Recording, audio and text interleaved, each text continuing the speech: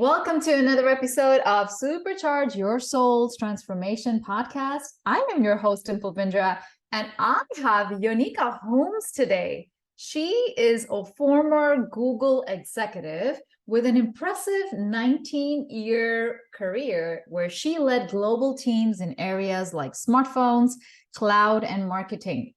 With dual MBAs and a role as a faculty member at the Google School for Leaders, her leadership style is deeply empathetic and heart-first. Beyond her corporate prowess, Jonika is an artist, a mother, and a Silicon Valley immigrant with Greek and Albanian roots. She's a certified integral coach who draws on her own experiences with transitions and burnout to guide others towards authenticity and embracing their unique narratives. Her vibrant, multicultural perspective makes her a distinctive voice in the realm of leadership coaching. Welcome to the show, Jonika. Jonika, I'm so excited that you're here on the show today, and I love that pink coat. I wish I owned one. Thank you so much. Where'd I get it? I think I got it in Italy when I was shopping with my aunts. So European, very nice. So Jonika, I'm really intrigued by your journey, especially your experiences during a civil war. Could you share with us what was that like and how it has shaped you on the person that you are today? Yes. Very good starting question, Dimple. So many layers to talk about there. So I'm originally from Albania and from Greece. And when I was in high school, my senior year of high school, Albania went through a civil unrest. And I remember both parts. I remember the 18-year-old that wanted to dance. So I was playing the music loud and just wanting to dance, even though there's a war going on around us and civil unrest. And my grandmother saying, "What are you doing? We don't want to attract folks here. You and your sister are young. Bad things happen during the war. You know that." Mm-hmm. And I remember hating beans because we ate beans and rice on days on end because that's basically what we had. And I also remember having this strong faith that everything was going to be okay. Even though there were guns and shooting, school was done. It was supposed to be my senior year. There was supposed to be a prom. None of that was happening for a few months. And there was just this sense within me that it was going to be okay. So those are a few things that come up. I'm pretty surprised because it's so hard to even be in that environment and look at you today, which our audience is going to love to uncover the journey of Jonika Hoomes. So my next question is, you've made some really bold decisions in your career. Mm-hmm. Can you tell us about a particular significant big bet that you took? Yeah. Mm-hmm. And what drove you to make that leap? So there's one big bet that we can talk about, which is me leaving Google after 19 years to be a business coach. But before that, what empowered that was actually, I was in a nonprofit. I had finished my school for political science and Spanish. I was going to go work for United Nations. And in between, I was doing this nonprofit work for a couple of years, San Jose. And Google came 19 years ago. They rented the place out and they literally shut down the museum. And I walked outside and there was so much food. And I love there was food and a petting zoo. And I was like, what is this? Is this for real? And I sent a cover letter that I don't even know how they took it seriously. It was a couple of words and sentences. And I basically said, "I'm Jonika. I'm not from here. I speak a few languages. I've got a political science degree. And I think I should be in the leadership team. I don't have a master's degree or leadership experience, but if you've got a role as a vice president or director or manager, please let me know." Ooh. And reach out. Wow. They reached back out. And I was like, "Which of the leadership roles is it?" And they're like, "Neither. You're going to start as a contractor." Amazing.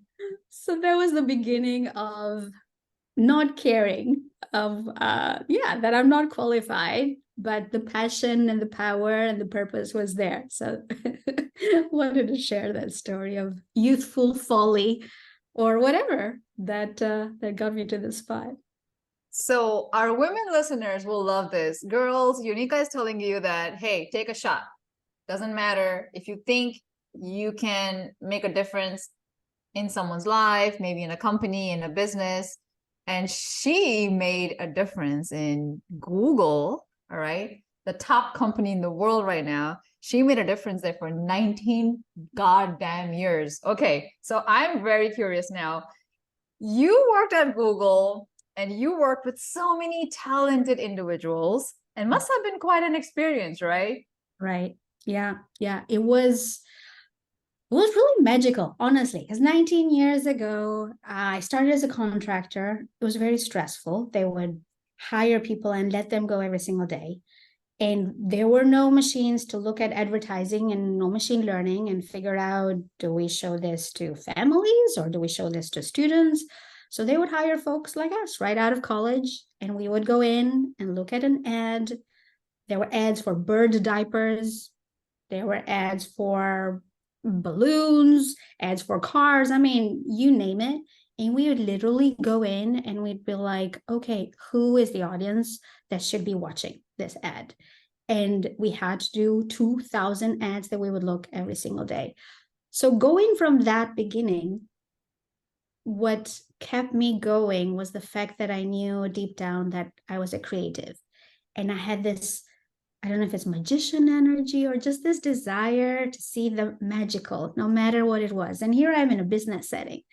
And there's all these folks that are like, my degree is from Duke in accounting or Yale or all these big name schools. And I'd gone to this liberal arts school in Tennessee. It's a small college, studied poli-sci. So I always felt this imposter syndrome before I would say political science and Spanish. Oh, and I'm not American. And do you hear my accent? So there was this voice that was always like, your accent is so loud. Don't talk. Don't tell them what you studied. You'll be found out. Fit in. And sometimes it got really loud. And sometimes I was like, I hear you, but I'm going to ignore you. And because I ignored it, I was able to lead a team that was global, build $1 billion book of business for Google by traveling all around the world and make all sorts of changes whenever I felt comfortable. And that voice would be like, we are comfortable. We don't get seen. I'd be like, yeah, I hear you, but I'm going to ignore you. And I'm going to channel that 22-year-old that was like, I have a master's degree, but I think I should be a VP. So. Wow. Oh my goodness. That is like, hats off, like the best story I've ever heard of imposter syndrome so far. So, Jonika, you mentioned you would listen to that voice of imposter syndrome and then you would ignore it. That's great. But how did you manage those feelings of imposter syndrome that kept on coming day in, day out? Because you're working with these credible people around you. Yeah. And you were probably in the room, probably feeling small than them. Mm-hmm. And I know for sure, like every time I would go teach yoga in a class, I felt very, very, very small, even though I was in the front of the room and everyone was my student, but I felt small. So how did you manage those feelings?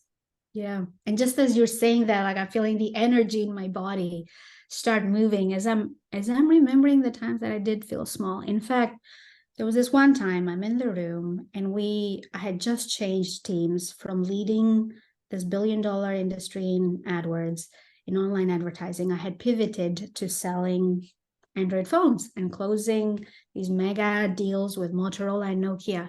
And I knew nothing about the industry. They would say all these terms, SOC, OEM. And I'm like, I don't understand a word that's coming out of these people's mouths. Is it because I'm an immigrant or is it because just they talk in acronyms? And I asked a question that I wasn't sure if it was good or not. And this guy, we were peers, he literally hushed me. He put his hand up and he was like, and then he looked at another peer in the room and he said, what is your question? Oh. And in that moment, I'm like, did he just hush me? Like we are peers, we are colleagues. And the other guy, I still remember it. This is where the role of allies comes in, when that voice is like, and that voice was really loud. That voice was like, you just asked a dumb question. You don't get the space, don't ask questions, don't get figured out.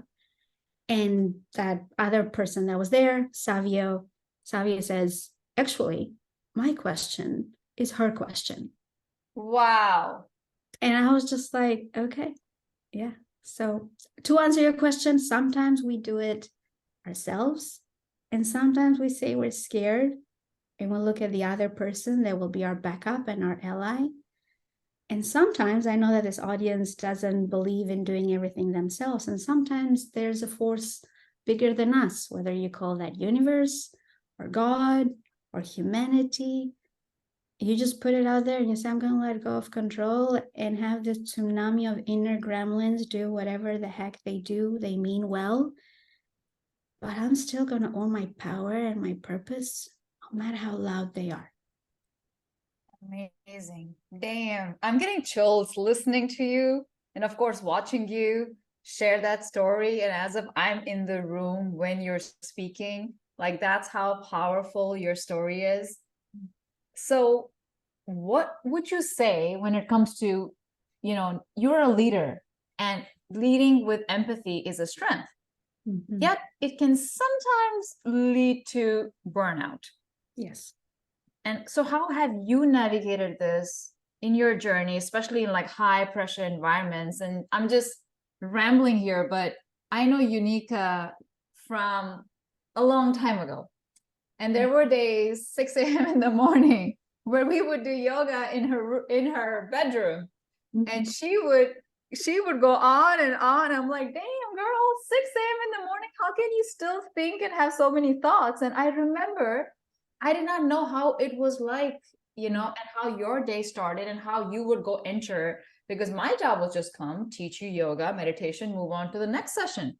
But your job was go into those room of assholes, sorry to say, and then, take up their shit sometimes. And sometimes you had to just own it and be that woman who you are, come home, and all their shitty conversations in your mind is rambling through your head. And you're like, I don't know, am I doing the right thing?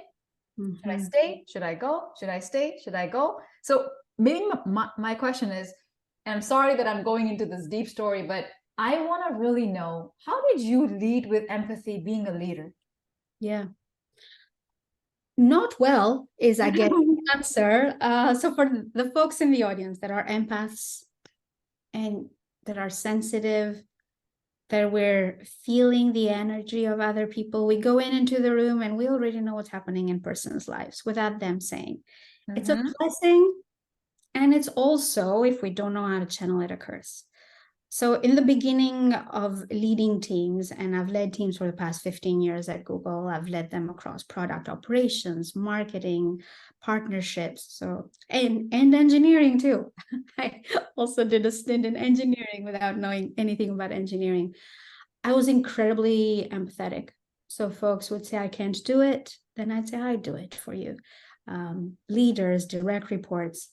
And actually there was a senior leader. He pulled me aside and he said, we want you to get to director, Jonika. You've got all that it takes to get to the next level. But I want to point out that your empathy is destructive. And I was like, I have never heard the term disruptive or destructive empathy. What do you mean? And he said, your boundaries are not there. You're just giving. And he's like, there's going to be a point that your body is not going to be able to take it. And when he said it, I was early 30s. So I was like, what's he talking about? Like, my body does what my mind says. Like, that's how this thing works. It's a very transactional relationship. I say, go, you go. But it stuck with me. And in all honesty, there was a time that I did get burnt out. And I had to realize, one, why am I giving? Is it an addiction?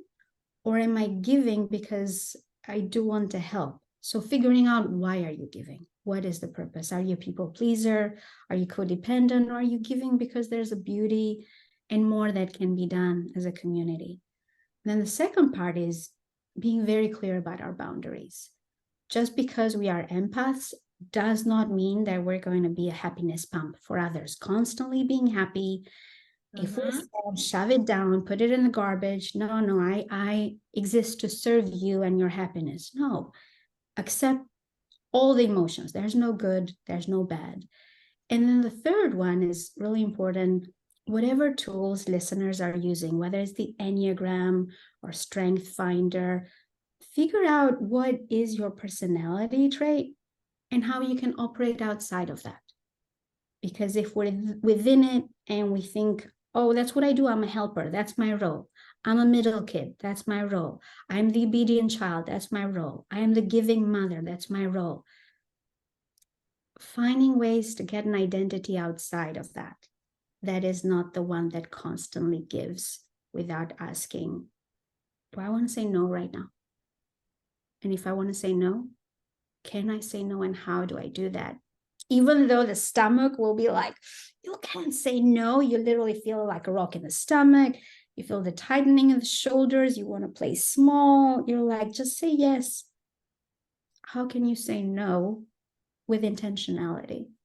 That becomes important in being an empathic leader, especially in Silicon Valley. Wow, this is great stuff. This is amazing, because one of the things that I always am teaching is how to say no, how to say no. And a lot of times women just don't get it. But you're saying, hey, say no, but with intentionality. And that is a piece that I never knew that we need to really practice, correct? Because if we keep practicing, it'll get easier and easier, where we can just say, like, we can just use the 2-letter powerful word. Awesome. So that brings me to my next question. You've made such a significant transition from Google and now to coaching. So, and I know that's a very, very big dream to achieve, where you probably had thoughts of, should I be doing this or should I not be doing this? So can you share what inspired you to make this change happen, and how did you make it happen? So I'm looking up, let me see if I can get it. I'm looking up at this vision board that I built maybe 10 years ago. Whoa. And it says, and in the back I wrote, let me be the light in dark places. Let me be the healer where there is hatred. Let me be your love. And in the front, it says speaker, author, coach. So I've been looking at this for literally 10 years. And I remember the turning moment were 2 dreams. One dream where I dreamt that I had this wonderful opportunity that required me to leave Google. And I woke up and it was a nightmare. I was like, oh my gosh, thank God that's a dream. This is paying me really well. I get to travel everywhere. My kids are happy. They want to go to the best schools they can. Like, which kind of mother decides to let all of that go, start paying for health insurance out of pocket, and does that at a time when my partner is starting his startup? So he's not in a place to help out financially yet. So which breadwinning person in their right mind says, no, thank you, I'm leaving? But what really helped was actually this dream, another dream that I had a few years ago. You've probably seen the posters where the cat is looking at the mirror and sees the lion instead. Have you seen some of those? Okay. Yes. It was the inverse of that dream. I dreamt that I was showing up in my life as a chicken. And this voice said, you are a dragon. Why are you leading your life as a chicken? So, and it just made me think of this complete identity confusion of this person that has got so much power and fire and passion and is playing small and is like looking in the ground and leading life like a chicken that is going to get hurt at any moment. And I was like, why am I so scared? And I just decided in baby steps. I'm not saying it's easy. There's days that I'm like, what the crap was I thinking? That was an awesome salary, wonderful perks, 25 days of vacation. Like, come on. I could work from home. They were super flexible. But I also wake up on Mondays and I control my days. And I know that I want to heal people suffering. and be that healer in the places of darkness. Breathe in the darkness, breathe out love. And that's what I'm going with, that if I could help people sell cars, sell online advertising, review large bird diaper ads, that when we bring ourselves fully, universe, God, whatever it is, will appreciate that ability to be used. So that's the bet. I'm the guinea pig of this belief. Let's talk in a year if it's succeeded Wow. or not, but I'm putting it to test. You're gonna stay, you're gonna fly just like the dragon, and you are going to keep feeling the strength within and sharing your power to the outside world. I already know it because that's the woman who you are. Mm-hmm. And I know that is going to happen 100%. And you know what? Yes, in a year from now, maybe we should do this podcast again. Let's do it. And yeah, and then you are going to share your entire story of, hey, here is what I spoke back then, and I'm still here standing strong. So, Jonika, what is your advice? And this is my last question. What is your advice to a woman who is probably at another company like Google, who just hates her boss or her coworkers, does not want to be there, is questioning her life, wants to do something totally different, probably does not even have a clue what she wants to do? Mm-hmm. What would be the first baby steps that she should take? I love this question because that is exactly the kind of persona that I coach. And it's that persona because that was me for several years. I on pilot, doing soul sucking and lovely work. It wasn't but just toward the end, I was my body knew that it was time to go, but I just didn't know how to make it work. A couple of things. I would definitely start journaling, and it can be literally as easy as just 3 pages where you are writing, I have nothing to say. I have nothing to say. I have absolutely nothing to say. Why am I doing this? Why did Jonika say this to me? And why did Dimple recommend it? This is ridiculous. If that's all you have to say, that's what you write. So journaling is the first part, because that inner voice that wants to speak truth, that says, maybe it's time for you to do something different, is like a timid child where you've been the stern parent and you said, no, don't dream, don't say, don't talk. And it's kind of scared to come out. So journaling will bring that voice out. That's the first part. The second thing that I would do is have some time in nature, whether it's go out there, hug a tree, dig your feet into the ground, go to the beach. It's called in multiple cultures nature bathing, forest bathing, and there's such value in just letting that anxiety that resides in the body just be transformed. Because to say I'm anxious, but I'm going to follow my dream, it's unrealistic. It's in the body, hands shake, stomach feels tight, your shoulders are tightened, your neck feels like you're carrying boulders up the hill. So finding ways to transmute that energy into something different would be through nature, would be the second step. Third one, if you can find a coach, or if you find an accountability buddy or a community of dreamers like you, where you can hold each other accountable, that would be wonderful too. And there's a few good books. There is a book called Finding Your Own North Star by Martha Beck, that is actually a coach for Oprah, that I personally read to lead with intuition rather than my head. There's another book called Big Leap, really tiny book, but really good, about the beliefs that hold us back. And the third one, specifically for women, Playing Big by Tara Moore. So one of those, start wherever you want with those 3 things. So journaling, nature time, books, community.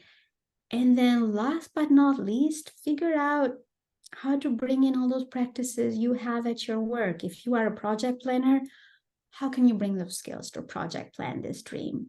If you are in product marketing and you take things to market, how can you take this dream to market? If you're an engineer and a designer, what are the best practices of crafting a good product that will help you in getting baby steps? I didn't wake up and think I'm going to be a coach and made it happen. It took years for that, and financial planning.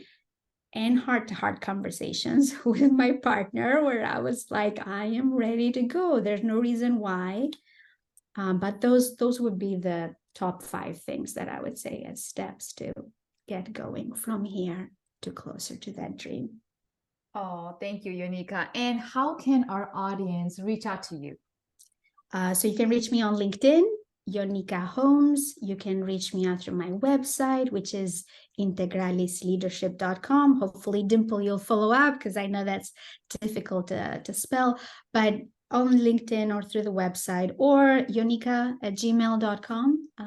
All 3 happy to help out folks that were in a similar place as I was. You helped me, Dimple, when I was in some really dark places by introducing me to meditation and groundedness and yoga and staying present. So I'm just passing forward what you helped me with.